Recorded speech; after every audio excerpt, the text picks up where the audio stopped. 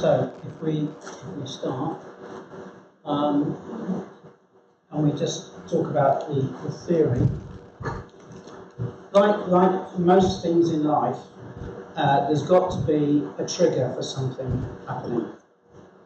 And for all of you aircraft fanatics, you'll instantly recognise the picture on the bottom right-hand corner. Because in the Second World War, the Germans, the Luftwaffe, had jet aircraft.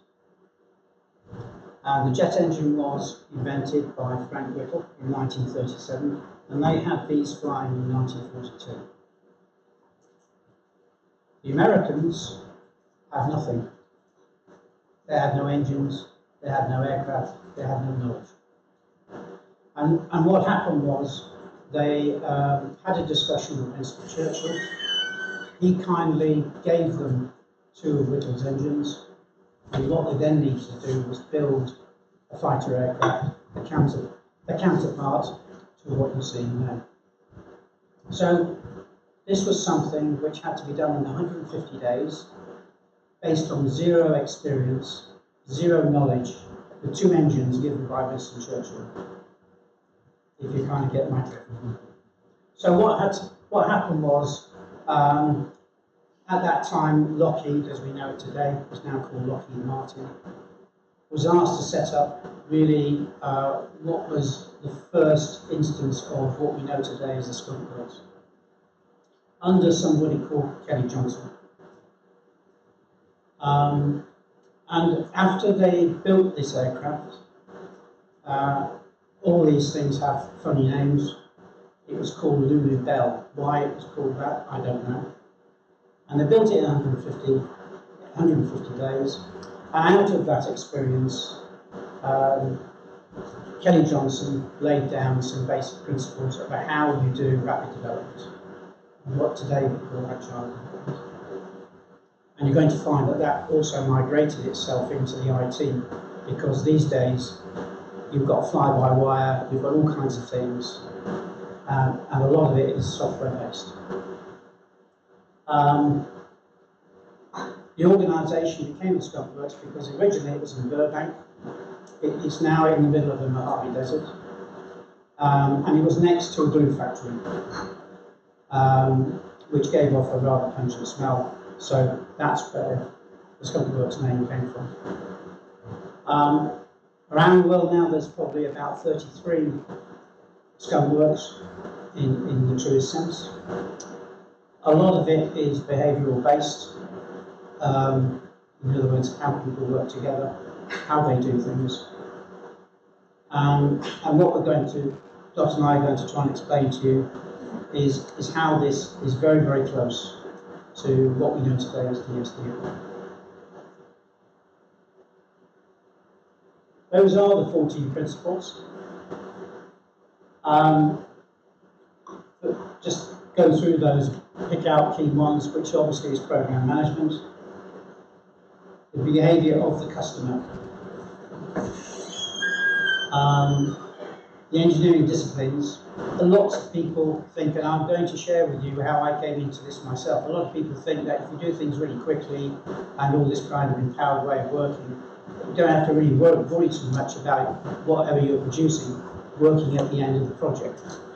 The point is, that's wrong. Whatever you're working on has to work. And it has to work in the parameters that have been set, has to work within the requirements. The only difference is you're doing it quicker. Also talking about funding. If you're going to run these kind of programs quickly, develop things quickly, you need to be paid quickly.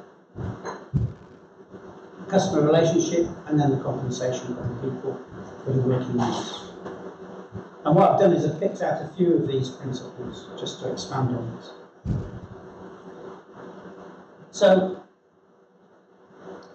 if you're talking about a program manager working in this way, you're talking about somebody who's got almost total responsibility for what they're doing in terms of the staff, the budget, the specification, the engineering. It's a completely self-contained program. and somebody who has a reporting line to a very senior person in the organisation. And making decisions quickly, that's really important. So when something goes wrong, this is not about referral, it's not about committee work, it's about making the right decision and making it quickly.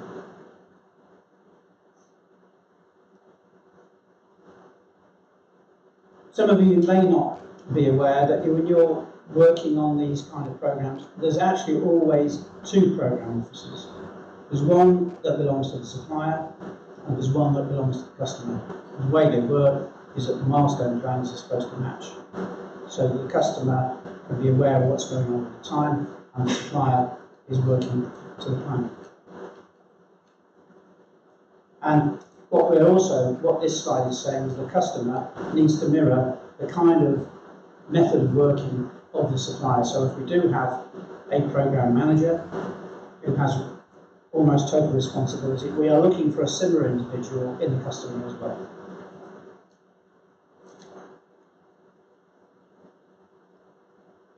Now, what we know today with Skunk Works, who essentially most of their business now is working on black programs, which in American speak means working on things that don't exist. And there's a whole body of discipline of how you get the budget for these programs. And they've developed techniques of naming these projects where you can't actually associate the meaning of the word to whatever it is that it relates to. And that's to get the capital funding.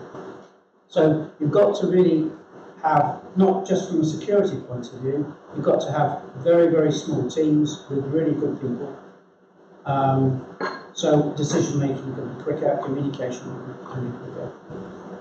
And Kenny Johnson, the first thing that he did, because he'd been working with government, he had a kind of fascination with removing all kinds of bureaucracy in any shape or form. So, for example, in the Skunk Works, there's no such a thing as a weekly report. In his mind, that's wasting time, because all the people who are working together know what's going on, because they're the only people that matter. On the other hand, the opposite is true for financial control. There's a financial report produced every day, mainly to make sure that the customer is paying on time and the budget is not running over. Because some of this work today relies on invention, and invention means you don't know what the budget is. Now, if you're making something originally in metal, like an aeroplane, and you've got that, you're looking at it there in front of you, and it's wrong, you don't want to go into weeks and weeks of waiting for the drawing office to actually come up with some new drawings, to throw that away, or mend it, or modify it, and make a new one, because you don't have the time. So what they invented was a method of redlining. So you take the diagram and basically modify it with a red pen, and actually make the new item from that drawing. That's extrapolated into requirements for software engineering in a similar way today.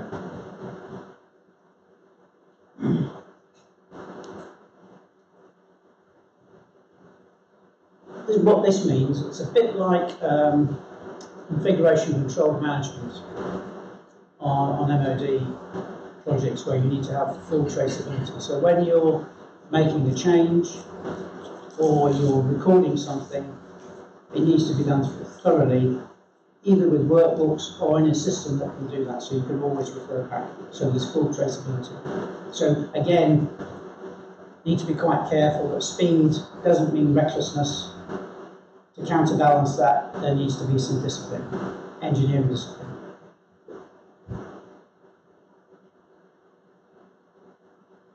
I said a few minutes ago a weekly cost review. I think that's probably nearer the truth these days. But there needs to be, it's the opposite of the kind of weekly report. There needs to be a lot of clarity about what the spend is particularly where you're working in the unknown, it's never been done before. And in terms of being paid on time by the customer, and the customer would need to understand. Usually, because of today the programs they work on, the customer is very anxious to get delivery. As you might expect, none of this is a problem. They pay them right on the dot.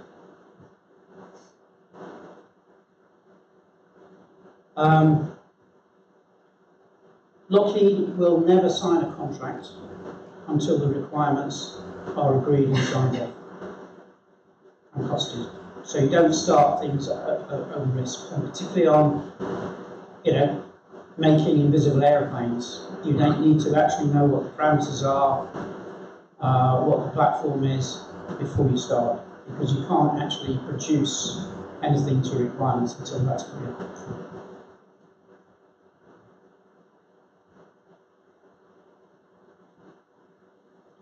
Give you an idea, the message with this slide is that you'll notice that the number of pages of each requirement is relatively small, in some cases very small, for the complexity of what is being described. What that means is that the specification has been thought through. There was a great deal of fluency between the customer and the supplier. There's none of this, well, we'll figure this out later. It's known before they start. It's very clear. And if we translate that into the IT projects that Lockheed do at the Skunk Works now, typically it would be one page. LADC is the corporate name for Skunk Works. So GEMS was a trading system that I worked on. And then you've got probably the most complex item on that page is probably the SR71, 54 pages only. So, like that person I met one day who'd done some PID on a project, and he spent the entire project budget on something of 350 pages on PID. You can see this doesn't really match with this.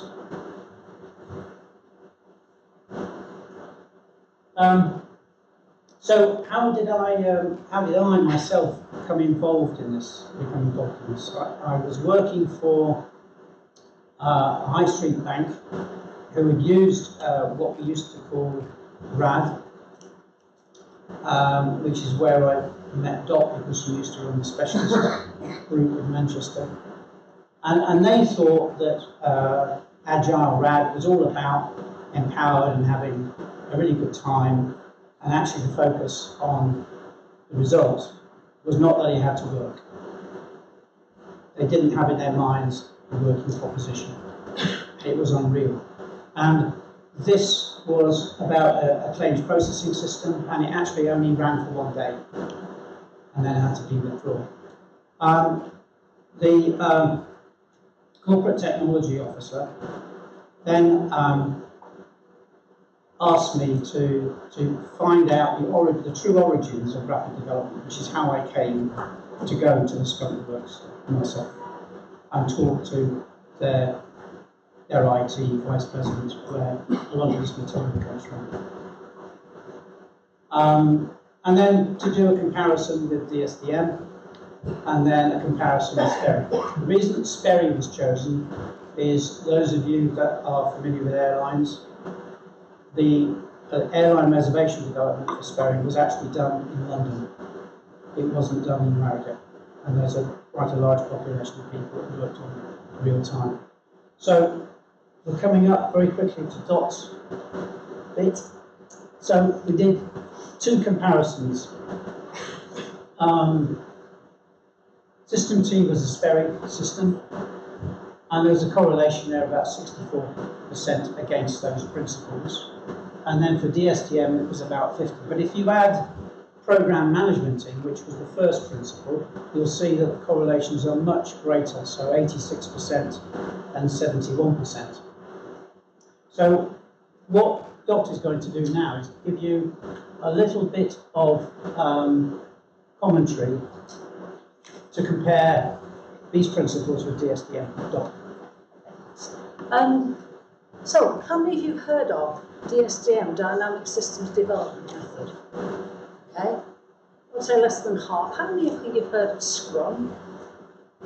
Okay, or extreme programming, or any other sort of Agile that I haven't yet mentioned? Okay, DSDM, Dynamic Systems Development Method, now goes under the name of Agile Project Management and has actually developed into Agile Program Management as well, and is the UK developed Agile approach. It's something that developed from a lot of large organisations and some smaller ones, some vendors, some customers, lots of the large banks were very interested in it, insurance companies and so on. British Airways, I remember, very interested in it. And it wasn't all new, any more than the foundations of things like Scrum or extreme programming were new. They were part of a wave of, we need to do this on time, we need to do this with the right customer input. And so DSDM and the other Agile approaches like Scrum, extreme programming, have a lot of common ground.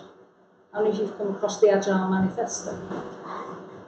Quite a lot of you. If you haven't, after the event, pop home and do a quick Google on Agile Manifesto, and it'll take you to the site, and you'll see that it was a group of people from across the world, including DSDM, including various other Agile approaches, saying we need to do things differently, because we need to deliver things on time, and we need to do things in a way that brings in the customer, doesn't lock them out, do things in a way that isn't 350 pages worth of specification on something where it doesn't need to be, do it in a way that works and it's sustainable, and where we can do creative things as well.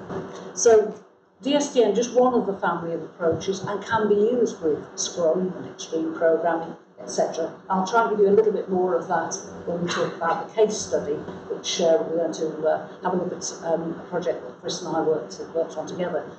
Chris didn't really give himself the credit for what he actually does. He's the Red Adair of the software industry. He goes and saves things. I think that's fair to say. If anything's an absolute complete disaster, it has no hope, then Chris will be brought in generally, and it will turn out in the end, and that kind of where we got to know each other. And Chris presented me with this idea of Skunk Works, and said, isn't this rather like the stuff you do with this dynamic systems development method? I was running the Methods and Tools specialist group in Manchester at the time, which is a BCS specialist group. Now it's called the Agile specialist group, because for a very long time BCS were very sceptical about this Agile stuff, because isn't it all a bit quick and dirty, and a lot of people having a bit of fun at the expense of doing a proper job. What I would say is none of the Agile approaches, and I'll include DSDM in this, would say we do something that doesn't work or that we compromise the quality. And DSDM very much really led the way in setting out a set of principles which are focus on the customer's needs, so get the customer really involved. Focus on delivery on time, because if you don't, you're also going over budget, okay, and that may break the business case, that may be something you can't afford to do. Okay, and if we miss the deadline, then sometimes that has a real commercial or even a safety implication to it. So principles about customer focus, delivering on time, never compromising quality, okay, is actually a principle within DSDM. And I was amongst the group that actually brought DSDM together over the years, and we talked about that word never. You can't really say never, can you? Yeah, you can. I mean, be sure of what quality you need. Don't compromise that, don't let it become a victim.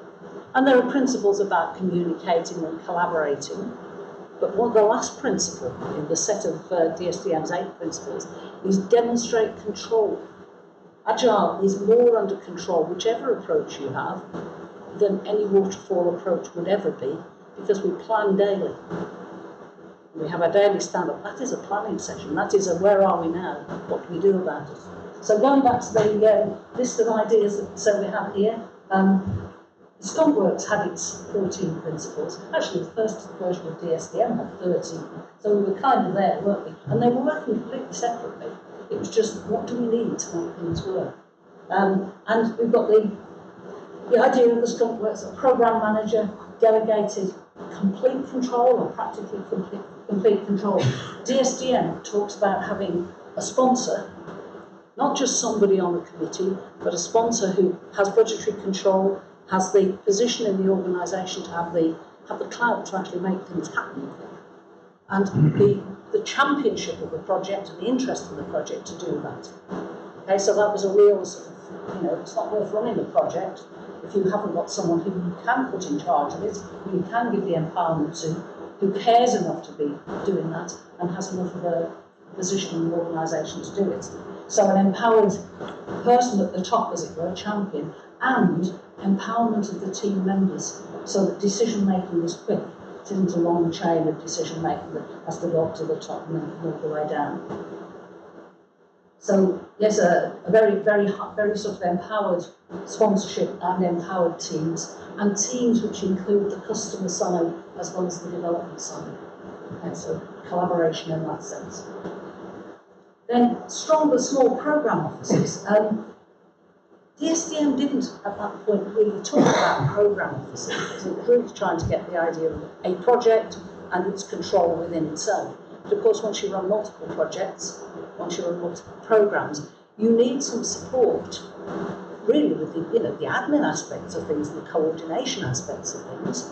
And the only requirement really would be that that programme office doesn't dictate to the empowered teams to take away the empowerment, and enable us, so a sort of servant leadership of any kind of support that's around.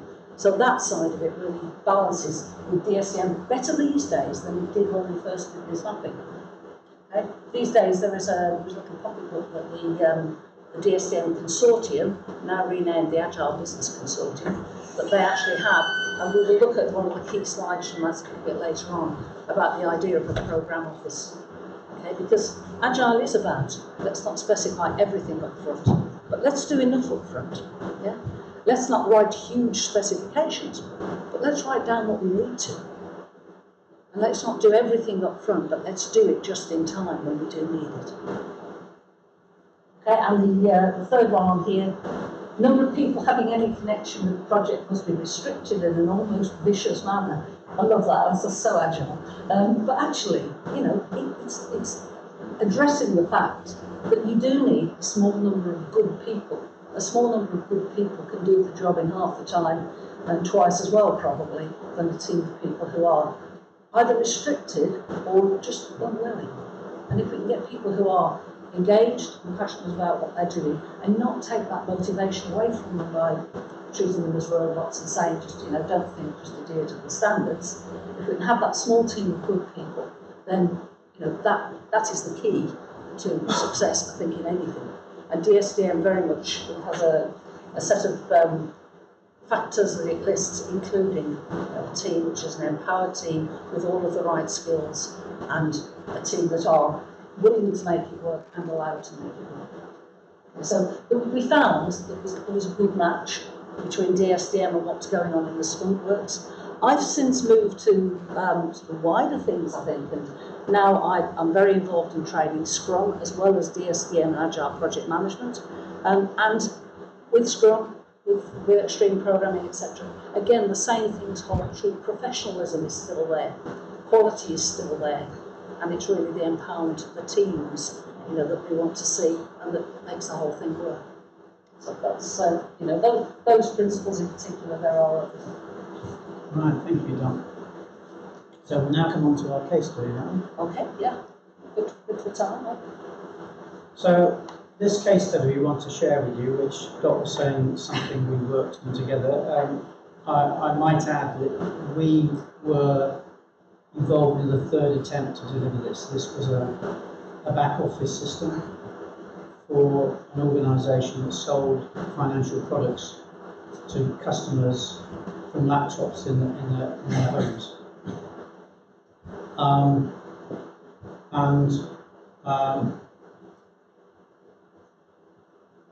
The programme was about a turnaround of a quite large programme, 24 million, with multiple work streams. The programme started with waterfall, and needed a 60% reduction on traditional estimates. In other words, the estimate, that's diplomatic speak for saying the estimates were wrong. And then these estimates showed that there was 15 months of effort required, but unfortunately there are only 7 months left to deliver it. And this is where we kind of join forces, and I'll leave it to Doc to explain, but again it resonates with the Skunk Works. You've got to have customers who are desperate in the nicest possible way. Desperation, what does it do? It opens people's minds. They'd never heard of DSDM, they'd certainly never heard of DOT, and they'd never heard of working together with IT people to get this done. And immediately we did have, building on the last slide, we had actually somebody who was going to become the Chief Executive of this organisation. Mars Management trained. If any of you have come across Mars Management trainees, these are people who are forced to be reckoned with. But the point about it is, the moment that he could see that we could save time and get this done and deliver what the business wanted, then he was a convert, and he basically supported us from start to finish. So, Dot, back to you again. Okay, so as I recall, it was one dark Monday evening. I was doing a bit of a presentation sort of, early in the year, something like February, I should think it was, for the BCS Methods and Tools group. And I was talking about dynamic systems development method and agile approaches, and talking particularly about testing and the idea of building in the testing as you go along, not waiting until you get to the end, not making sure it looks okay, but not actually having the testers in there, and building in the quality as you go. And so this is something I felt very passionately about, because an awful lot of organisations using DSDM and agile approaches weren't quite doing it. They were doing something, they get the people together, a few customers and a few developers together, but then the testing always happened at the end. And by the time it got through to the testers, and some of my best friends were testers, it was too late to do very much, and everything had been squeezed, and for some things had become fundamental, even though they were wrong. So I was probably holding forth about the, this sort of annoyance of not involving the testing. And Chris came up to me and basically said, "Do you think that stuff will work?" Slightly more polite terms, and I said, "Of course it will." And shortly afterwards, Chris invited me to come into the organisation, a large insurance company with a very fancy building that you saw on the previous slide, and explained to me what this was about. Do this job. We've got 7 months in which to do it. There was a strong business deadline that did mean that things were going to be seriously hitting the fan if we didn't get it done, shall we say. And this is why it wasn't easy. The requirements were already fixed. Now, if you've got a bit of flexibility about what you're doing, you've got some way you can prioritise, and you can all hear me, can you? I could say I have a loud voice, but tell me if you don't hear me away from the mic. The requirements were already fixed. They'd already been pruned and combed, and things ditched that were in any way possible to be. So we didn't seem to have any flexibility, and yet still it was 15 months worth of work. Okay, and user involvement, there was a strong contract which didn't involve any user involvement until right at the end. User acceptance testing was written as a waterfall programme.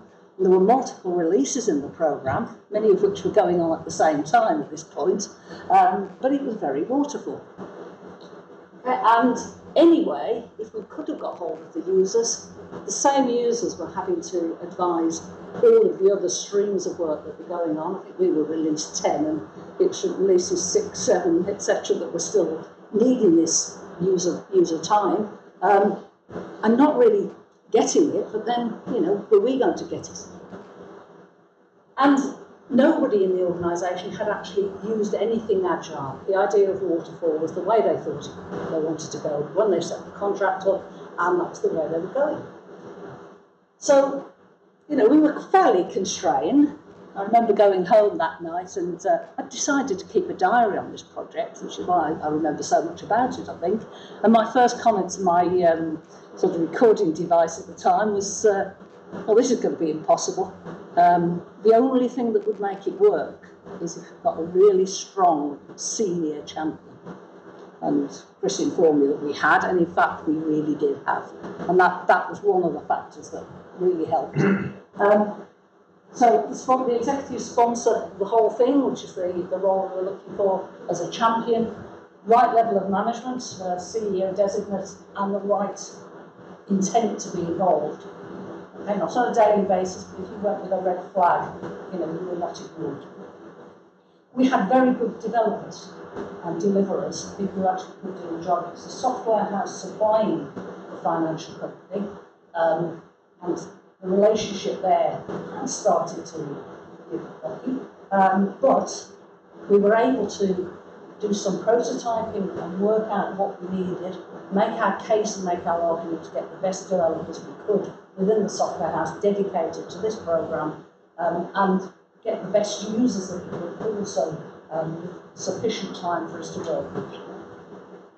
So we got very good users. They were made available. It wasn't so easy, was it, Chris, initially? But we managed to get them made available. That was the first thing. We thought they were empowered until after the first of our time boxes, because we ran in sprints, we called them time boxes, which is one of the DSDM things. You know, we don't talk sprints, we talk time boxes, exactly the same thing. But we ran the first one of those, and partway through we did a 3-week sprint to start with, 3-week time box. Partway through the second week, we actually lost our user involvement because something important came up. And so we just immediately said, that has had an impact. It's had an impact on the endpoint. I remember being told by our illustrious champion, I said, we're late. And he said, you can't be late, you've got 6.5 months left. I said, we're already late. If that happens again, or if that becomes the pattern, then we will lose the time every single sprint, every single time. So we managed to get the empowerment, we managed to get the availability. The other thing was, at the end of a time box, a senior manager of some of the users came in and had a look at what his people had been doing and second-guessed it and said, no, I don't like the way you've done that. So we pointed out that because we were so tight, if we changed things that we'd done in that time box, we'd end up doing another time box to that work. That would be what would have to happen, and something was already dropping off the end. Ah, right, he said. And he looked at his guys and said, well, what you've done, I mean, it's not what I imagined, but would it work? And I'll never forget the looks on their faces when they went, of course it'll work. You know, that's why we've done it that way. And fortunately, and probably with a bit of encouragement, the manager stepped back and said, well, okay, you know, on your heads be it, it's in your hands. And we said, great, thanks, carried on. And they proved to be very good users, and very, very engaged, very prepared to make decisions, very prepared to take the things that they were wanting to do back to their peers and come back to the team with things that would work and things they'd checked out. The fact we had a deadline, you know, I can't lie. It really helps if people believe in that deadline. If you're thinking of starting an Agile project, don't start with something that's Mickey Mouse that nobody cares about, because nobody will care about it, and therefore you won't hit your deadlines. If you've got something that you are prepared to do and you have the courage to stick with that and do it, that's far the best way. And within DSDM, as an approach, it does have a kind of suitability filter, a project approach questionnaire, which gives you a set of questions to check the project against at the beginning. And if you come out with sort of no, we basically can't do these things, then you end up with either a project that's so high risk you wouldn't want to start, you know, or just you don't start. Or you use that as a negotiating tool, which is probably what we did, and said, look, you know, one of these critical success factors in this thing is we need a senior champion. We've got that. We also need people to know what we're talking about. When we say this particular role in DSDM or that particular role, people will need some training. We got a bit of pushback, you know, at one point on doing some training, and I said, well, 3 days training, the worst it can do is make your project 3 days late if it does nothing. Okay? But it's not going to do nothing. It is actually going to speed things up. The very worst it'll do is make it 3 days late. You know, okay, we're not quite that tight.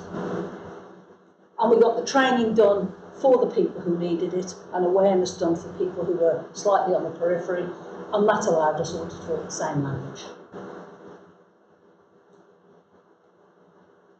And in essence what we did, we didn't just jump straight in, we spent a little bit of time on a bit of foundations work, a bit of discovery, if you like, a bit of business study.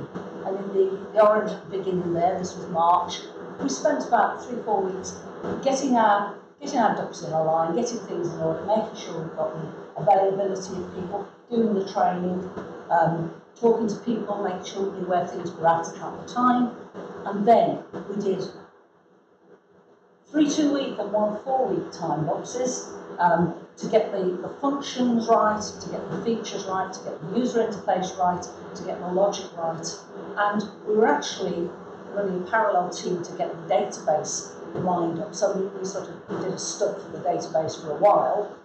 And then, once we'd done that first part, we moved into integrating that with the build behind. But we defined very well what our interface was, and the integration works a lot better than we thought, a lot better than we feared it could do, because everybody had been so precise and clear. And time box by time box, we had very clear parameters as to what we were doing.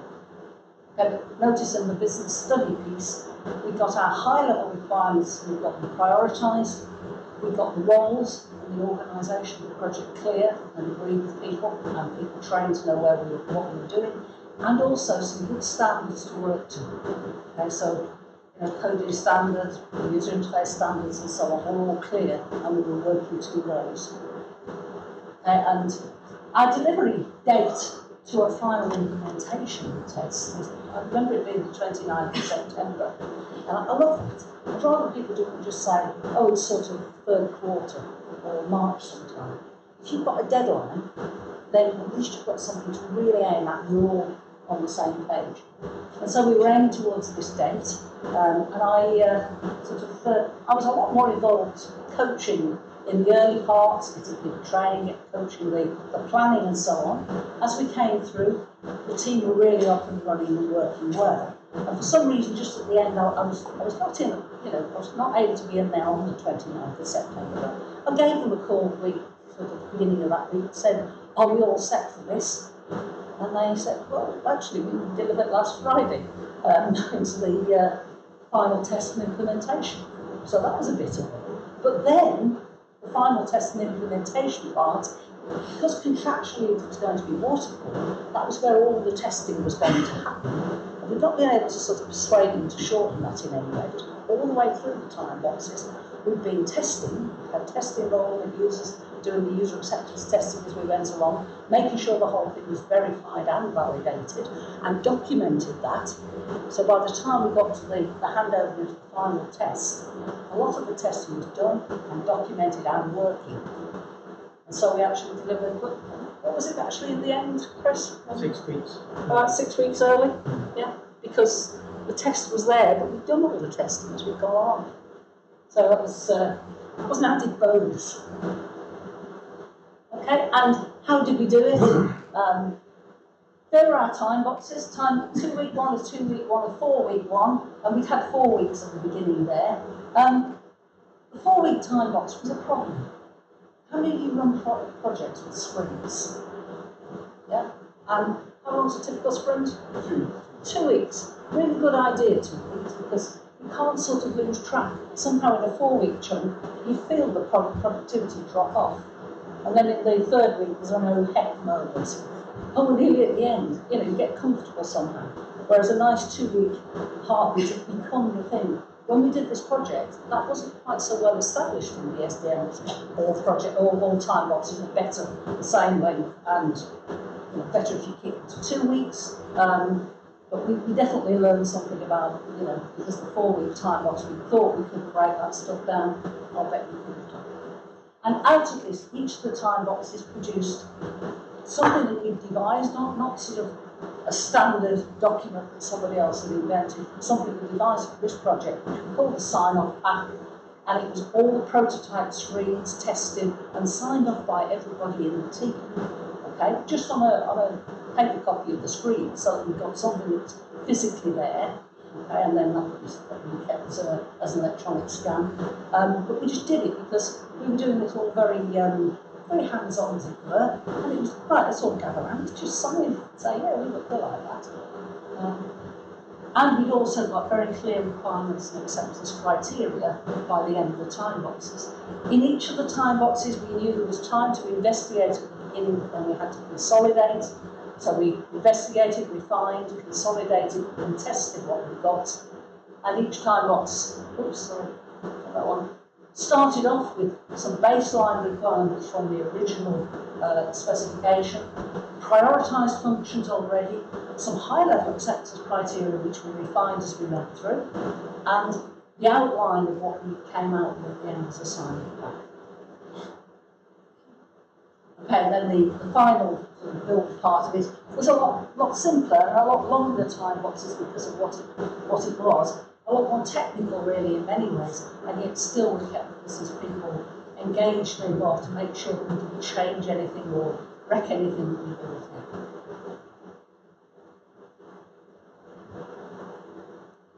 Okay. Just a few words on the roles that we had in place. We had several teams. On this part of the project, we were running 3 parallel teams, and there were other parts, other projects within the programme also running. But our teams were made up of a team leader. The business ambassadors was the name that's given in the DSDM method to the user involvement, subject matter experts, something like product owner, although we've really got business visionary, which is the overall ownership of this product, and business sponsorship, which is the financial side. In that top bit, the project level, the head of the alien that we've got there, is where the governance is happening. We have a project manager, and that would have been across several teams. We have a team leader who sort of enables the team, but is a servant leader to the team. Solution developers, and business analysis in the team, and testing within the team. And I kind of sat out here as the Agile Coach. The approach was then called DSDM Turn, so that's why I turned. And workshop facilitation, sometimes I would do that, sometimes it would be done from within the team. So that was our structure. We had some external advisors sometimes who were not part of the team, so that was made clear. It was empowerment, involvement was. And we had an overall technical coordinator who was a marvellous guy, who was like the glue to the whole project, and ran around making sure that whatever any one team was doing didn't clash with what any other team was doing, and that the whole infrastructure actually was going to work at the end.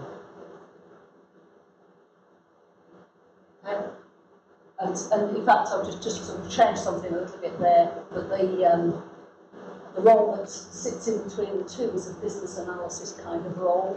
So it's analysis across the project as well as within each of the teams. So we ran to very much that structure. That was what we trained people to, and that was the way the teams were broken down. Small teams working on parts rather than one large team and a sort of handoff going on. So it wasn't handoffs, it was complete functionality, time box by time box by time box for that piece that we were working on. Okay. We had to be wary because we were the only agile bit really in this. There were other releases that were being done in a very waterfall way. But we were actually able to make the DSDM Agile approach work in our favour, because what we did was to nominate where our time boxes were going to be, and then nominate where we needed the user involvement most principally, whereas other streams were saying, yeah, we'll need to come and talk to you and so on. We were saying every Tuesday morning, every Thursday afternoon, we need to have a workshop and we need to work together on this. At this point, we're going to do a review. At this point, we're going to do a demonstration. Those kind of things. So we were able to, in a way, grab the resource that we needed by being specific about when we needed it. But the idea of working agile when there's waterfall around was difficult because the resourcing was done differently. Resourcing of the waterfall is very much a skill on a good period of time, and then they hand off. Okay, really, these are all skills working together. Okay, and at that point, we're going to have a look at what we learned. Now, do we want to take a break before we do that and discuss some of the elements of what we've said? Okay, this was a fairly pure DSDM, Dynamic Systems Development Method application, and we used everything that was in there, and you know, it worked to good advantage, but not without some negotiation having to happen. Right, thank you. Just John Taylor's not here this evening, but just want to try and fill in the gap here, because what Dot was talking about, there was a second person working in parallel with who of course was John, and John ran the program office. So one of the things that we did with the CEO, in life, in business, it's relatively easy to win people's confidence and trust. It's quite another matter to maintain it. Mm. So we had an agreement with him that, as Dot was intimating, if anything went wrong, I would go to his office immediately and get a decision straight away. We also met the board every Monday morning at 8:30, which was unfortunately down to me. They didn't actually know what DSDM was, but all they knew was they were going to get this guaranteed on this date, and it was going to be quicker, and that's all they cared about, and that's good. And then every week, John would actually report on the milestones. So there was a continuous and consistent approach with the client, and that worked well. That was one of the most important things. So John's not here, but he would have explained that to you better than I just tried to. I think the other issue was that as Dot mentioned, this CEO, not only did he marshal the right resources and get people released, he did the training himself as well. So he kind of gave himself another, he knew what this was about, and he was able to marshal resources and lift people out of their normal jobs. Including, I remember, the finance director who turned up a day late and said, "Well, can Dot rerun all of this?" And he said, "No, you turned up a day late, so." And we carried on. You worked in our time box. Something like that. So we've got some notes here from John. We go on to what we learned. So,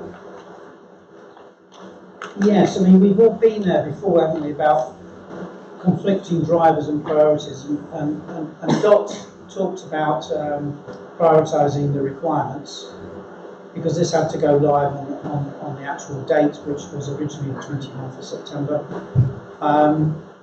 And those conflicts had to be driven out. So we all had, Dot said, all reading from the same page. There had to be a real business need as well, because this, as we've said diplomatically, was the third attempt to do it. So, and this organisation is the only organisation in financial services that has won on 3 consecutive occasions what is called a Financial Advisor Award. Never been done before. These people were really, really switched on people, and they didn't want to give that up. Doc mentioned about the waterfall and DSDM. So these two approaches, John and Doc, enable these to basically coexist. It wasn't one or the other. These were components in an overall program. And you get lots of people thinking, we've even given one to it where there was a member of the audience who thought that if you're doing Agile or DSDM, you don't have any milestones.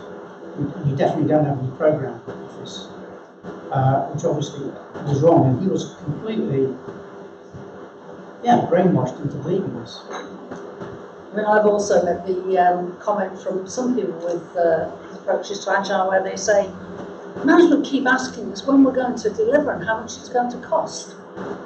They're asking all the wrong questions. And I was eavesdropping on the conversation. I thought, what questions would you be asking if someone was spending your money? No, it doesn't mean not on time. It doesn't mean we can carry on forever. We still have deadlines and we still have a budgetary constraint. We still need control of that. And John said, tell them this quote, we don't need plans if you're doing Agile, which is completely wrong. You plan far more in Agile. You plan every day. You check your plans every day. You plan at the beginning of your time box, and you get the right people together who are going to do the work, to do the estimating and planning. As you're planning all the way through and getting yourself back on track towards the end, do a review to see how far you've got on the product, and hopefully you've got to the point you intended to, because you've been checking it every day and steering the boat towards the right goal there. And you also, at the end of every time box, work out if there's something you need to fix for the next set of planning. So you're planning every time box, you're planning every day. You're not just planning once at the beginning and then you go through a whole stage of work, perhaps, which might be several months worth. You don't do that. It's always been planned. And those of you who are familiar with the Agile Manifesto will know that the line in that says, responding to change over sticking to a plan. But it doesn't say don't do any planning. It says plans change, planning is the process that's most important. Yeah? I mean, plans don't survive first contact with the enemy, but that doesn't mean you throw them away and have no plan, I don't believe. So if we look at the next bullet, delivery alignment, we've really been focusing on the development, the delivery of whatever it was. It was in fact a customer service module. And originally when we started the programme, we had the service delivery people separate from the development. And what we did was we combined the two of them. So we also, through the programme office, made sure these people were ready to run with this when it was delivered. They knew how to use it, and the users were ready to use it. It wasn't tossing something over the fence and disappearing. So there was a duality there, and the alignment was reviewed on a week-by-week basis. And the PMO alignment, that's what we've just mentioned, where there was this constant updating of reality. If there was any milestone slippage, we had the deadline in our minds from start to finish. The major stakeholder, as the CEO, was advised immediately with the solution, and we never lost their confidence, and we never failed to deliver on time. And as Dot said, it was 6 weeks early. One thing that, as well, with the time boxes, we did the classic Agile thing of keeping them visible, very visible, on the wall, not just in a tool.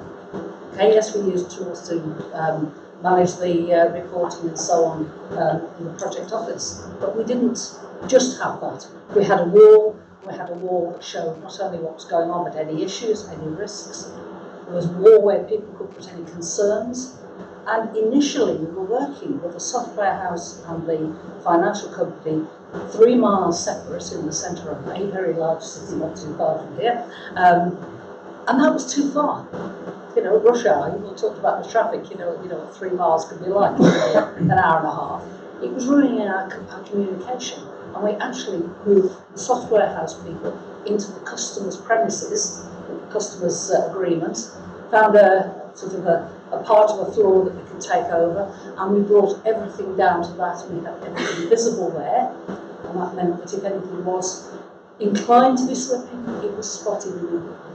So the board could go into this room, see these milestones on the wall, see it for themselves, and our duty was to basically give them the truth. And they could go there, and that seemed to sort of calm them down a lot. It's so much so that when we had these 8:30 Monday morning meetings, they started talking to me about other things which weren't this, which is always a kind of interesting thing. I mean, I don't know anything about financial services, but then you ask me, and then that slip, that kind of 2-week slip that Dot mentioned before the break, that was when they all disappeared one day, because they went into merger and acquisition, went and bought 2 other companies without telling us, and we just thought, well, where they all gone? And when they came back, that was the 2 weeks. And here's a famous diagram, Dot. Do you want to start with it? Okay, this is something that was put together by the DSDM Consortium, and who are now called the Agile Business Consortium, to try and illustrate the fact that project or programme offices, you can have different types. You can have some which are the police force, and some which are the support. You can have some which try to do everything and try to do all the resourcing, and you can have some which just help and assist if there are any issues. And what this is trying to do is to say that the more agile things for a project or programme office to do are in the green central circle, and the things that are on the outside, the things you sometimes find in project management offices, programme management offices, which are really not the place to go, they're the place to avoid if you're trying to support agile working. So anything which is dictatorial, anything which is bureaucratic or just box ticking or just stick to the standards for the sake of the standard, not because it actually helps. Any overzealous measurement, I mean, some measurement is essential, but sometimes you'll be capturing metrics that actually are destroying progress rather than assisting it, because they're so difficult to collect and because perhaps the interpretation of them isn't good. Keeping the business and projects up at the top right on my screen now, the distance from projects and the business to a minimum. Keep the business and the projects and the people working on the projects together. Keep your focus on things like compliance. There is no reason why, in an agile project, you shouldn't have all the documentation you need. And I've said need because typically there's some documentation that we don't really need, other than because we're either planning for a project that's going to fail, so we do all that cover your back stuff. You know, I might as well put this into an email and get some responses. Because when it fails, then I'm covered. I don't really need that sort of stuff. And the sort of documentation you write now, because this is going to be a really long project and your future self in 3 months' time may not be even there, but certainly won't remember it. We don't need that if we close couple the detail of doing the work. So it's thinking about what the documentation is. But in a regulatory situation, as we were, there is certain documentation, certain trails that you actually need. So, yeah, we still build those in that part of the project. So what Dot was trying to say was that this was in the era taking place in the era after the personal pensions fiasco, in which people were sold products they didn't want, or they were sold products which were disguised to be other things. So the reaction to that was you had to, before you could speak to the customer, embedded in the system was what was called a needs analysis. So imagine the salesman would go into the customer's home, and the first thing they'd do was actually say, what is it you need? And that was a regulatory document. The other thing this company did was they were the first organisation to have a salaried sales force. And the way they did that was to put a tachograph in the laptop. So they got a contact centre which would give them leads, which customers to go to. You could track where they were going, because if they kind of realised that they weren't motivated by commission anymore, because they were going to be paid anyway. So all that was to address this terrible fiasco that took place with personal pensions. So what Dot was describing was that all that functionality was actually in the system. That was automatic. And that was what they were trained to do. And very important as well.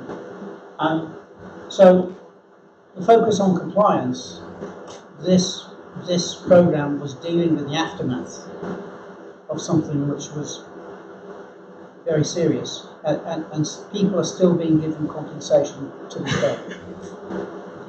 And John said to me, well, when you come this evening, just make sure that the audience understands that it's important to stay in the green.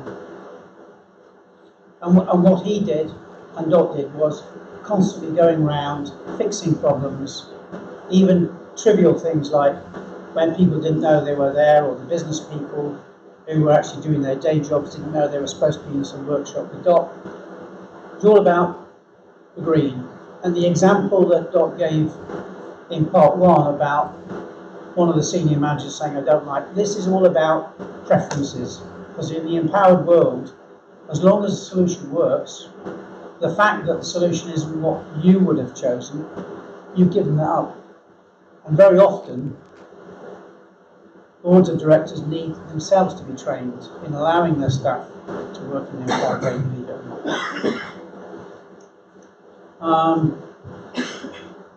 I think the other important point was moving the IT people to be in the same place as the business.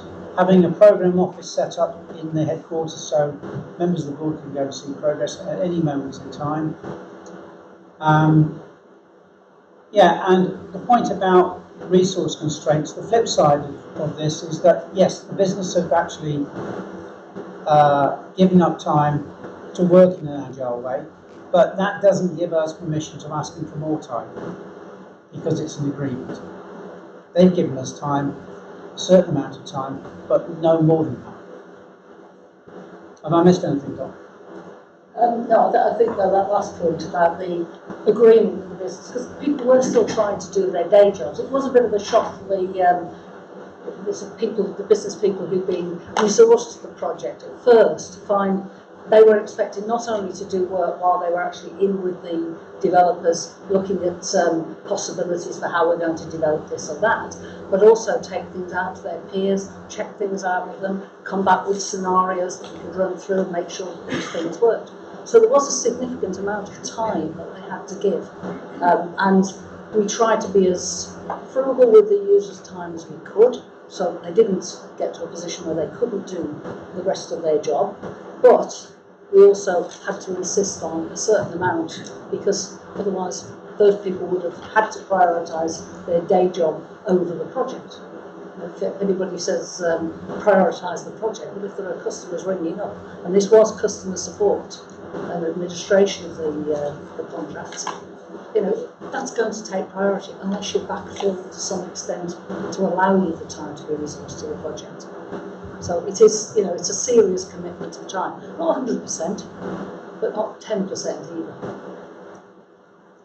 I did have a list of questions here which I was going to ask Dot to put on the spot, but she's answered most of these, but she's got the answers. But I think the important one is just to talk about the downside, because this is really important, because people have a fascination with Agile, DSDM, delivering things early, doing things quicker. There is a downside, and what is that, Dot? The downside is it does take time and it does take commitment, which isn't what you were thinking of, is it? It's the more resources. Well, you do need more resources, more business resources, and you need the resources that you are having from a solution development and delivery point of view. You need them to be available, not half on this project and 2/3 on another project. You need them to be available and, if possible, dedicated. And we were able to argue for and get dedicated resources, and that was unusual in the software house. So the software house, had to do a little bit of, how shall I say, counting very carefully, because we were demanding, if it was going to work, a certain amount of time, and that was dedicated time over a period. And we couldn't have people just being taken out of the time boxes. So the one thing the business, they were happy with getting the delivery not just on time but early and working to their specific. The one thing they learned out of this is the amount of time the business has to give to this. They never, to be fair to them, they never realised that in the beginning, but that would, if we wanted to identify a downside, it would be that. They didn't understand from the beginning how much time they'd have to give. But at the end, they were very happy with that because they did get what they wanted. I'm not suggesting that the customer was mean, but that they did take us out for a drink for the first time in the history of the customer, so that says something. And they paid for that themselves.